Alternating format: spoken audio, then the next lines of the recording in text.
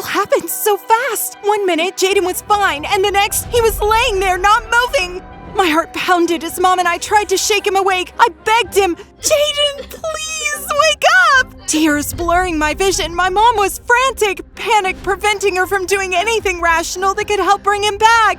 Then, out of nowhere, she turned on me. Christina, this is your fault. You wanted to go so bad, then leave. Leave us alone. She shouted, pulling me away from Jaden.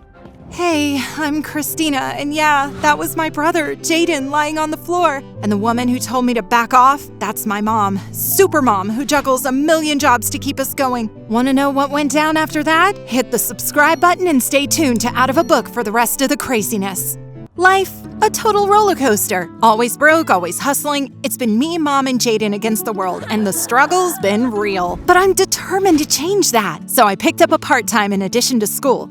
That's when things got wild. Okay, picture this. I'm flipping burgers at work with a textbook propped up next to the grill, cramming math formulas between orders. Then I'm speed walking home after school, racing to finish homework before Mom leaves for her night shift. Jaden's on the floor, begging me to play while I'm explaining algebra and making him a PB&J. And those nights, I'd stay up super late balancing schoolwork and taking care of Jaden while Mom pulled another double shift. But no matter how tired I was, I kept pushing. I was nailing it in school, and I just knew I'd be the one to break us out of this toxic cycle. Then there's Leah, my bestie, my ride or die. She's the one who listens to all my rants and always hits me with a, "Girl, you got this." We do everything together, like spending hours at the mall trying on the weirdest outfits or staying up all night at her place, binging cheesy rom-coms and gossiping about school. Whenever I get some free time, which usually happens when my mom gets a rare day off, we're at Leah's house making the most of every minute. Honestly, I don't know what I'd do without her. Life was rattling forward when I heard about this super cool program that could change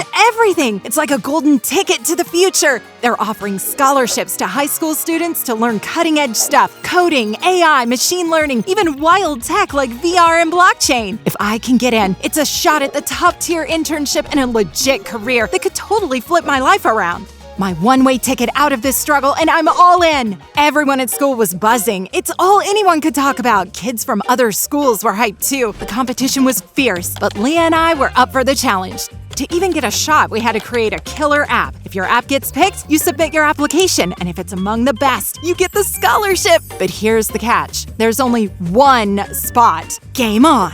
Leah and I decided to tackle our own app idea and see which one took off. We brainstormed like crazy, and I came up with 2 solid ideas. We picked each one and got to work, but every time I made progress, my app kept crashing. Seriously, it would glitch out the very next day. Meanwhile, Leah's app was smooth sailing, and she was crushing it. I started freaking out, thinking maybe I didn't have what it takes. The frustration was unreal. I wanted to pull my hair out. With all this stress, I totally got sucked into my studies and app development, and my home responsibilities started slipping big time. Dishes piled up, laundry became a mountain, and poor Jaden started feeling really left out. He even overheard me telling Leah that if I got the scholarship, I'd probably be moving, which totally freaked him out. Suddenly, he was all clingy, and I could tell he was scared I'd leave him behind. With all this craziness, I finally figured out why my app kept crashing. It was the school Wi-Fi. Seriously, every time I connected, everything went haywire. So I started working from home instead, and guess what? My app got better. No more glitches. It was like magic.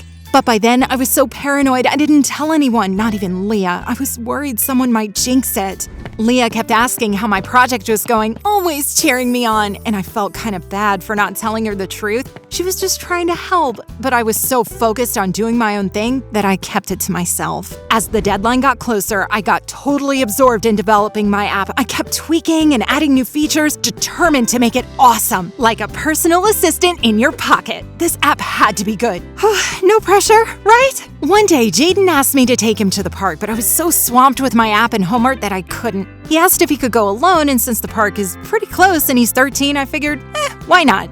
It became our routine. He'd go play and I'd get work done. He seemed happy and I was relieved to have the time to focus. Then one day Leah called. Hey, what's up? What are you doing? Just busy on something here at home. Why isn't Jaden there with you? How did you know? He's at the park nearby. That's when she dropped the bomb. Well, I just passed by the park and the guys he's hanging out with don't seem like the best crowd. You might want to big sister that thing before it gets out of hand. When Jaden came back, I asked about the guys he was hanging out with and he snapped. Why do you care? You're gonna leave me anyway, so what's it matter? They're my friends, and you don't even know them. Hold up! What's with the attitude? When did I say they're not good friends? Don't try to act like you care. Then he shoved past me and ran to his room. The next day was the big app submission day, and I figured I'd deal with everything else after I turned in my project. After school, before I went to walk home with Jaden, I submitted my app and felt a sense of relief for the first time in weeks. Until I got a call from my mom. She was crying hysterically, and her voice was full of anger. Where are you? Come home, now!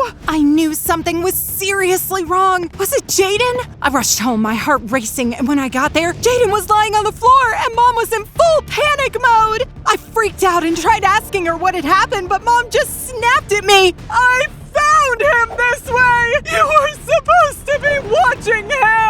I could see he was breathing and gently pushed Mom out of the way, calling out, "Get a glass of cold water!" With a directive she could wrap her panic around, Mom scrambled through the kitchen, retrieving the water, while I used my limited health class knowledge to check Jaden's vital signs. Then Mom splashed the water on Jaden's face, and thank God he opened his eyes! But he said he was too dizzy to stand. When we asked Jaden what happened, he sheepishly admitted, "My friends at the park gave me something to drink, but it made me feel woozy. I didn't want to look weird and pass out in front of them, so I came home. That's all I can remember." Mom's eyes went red with rage, and she unleashed on me, blaming me for everything. Your stupid, unrealistic dreams are destroying your brother and me. Why would you pick some stupid technology program over your family? You need to drop out of that program now. I was stunned.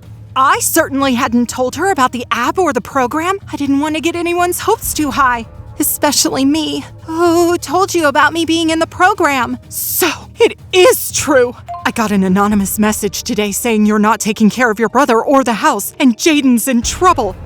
If I hadn't gotten that message and come home early, who knows what would have happened? And then she said it. For the first time ever, she told me she was ashamed of me. It hit me like a ton of bricks, and I just broke down, crying my eyes out. Mom looked me square in the face and said, "Swear to me that you're not going to be part of that program anymore." But I couldn't do it. I can't, Mom. I've worked too hard for this. Just then, my phone buzzed. It was an email from the program director. My app got selected. I was over the moon.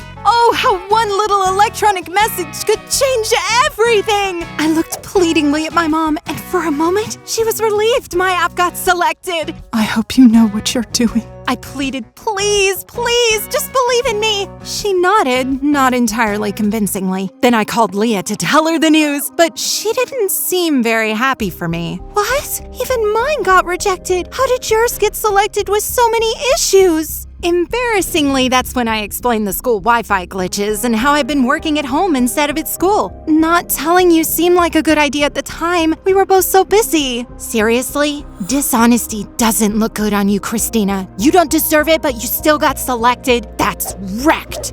Then she hung up on me. I was stunned. Where is this coming from? Hey, Mom? Before I could ponder it any further, though, Mom faced me and dropped another bombshell. She lost her job. It felt like a tornado of anxiety. Everything was spiraling. Mom didn't have her income. I quit my part-time job to focus on my app, and now Leah was mad at me too? Not to mention the cleanup on aisle Jaden. Speaking of, maybe the mysterious message sender knew something I didn't. They knew about Jaden's situation, after all. But I didn't have the brain space to investigate now. I needed to come up with an income solution until the technology program started. I asked Mom her opinion about selling off the TV and furniture, and she cut me off. Don't worry about all of that, sweetheart. I have some jewelry we can sell to support us until your acceptance letter comes in. I'm sure it will. Go, submit your application. I did. I submitted it, and when the letter came saying I got the scholarship, I was on cloud 9. But then I turned and saw Leah, her face twisted with jealousy. Before I knew it, she shoved me so hard I hit the ground and nearly blacked out.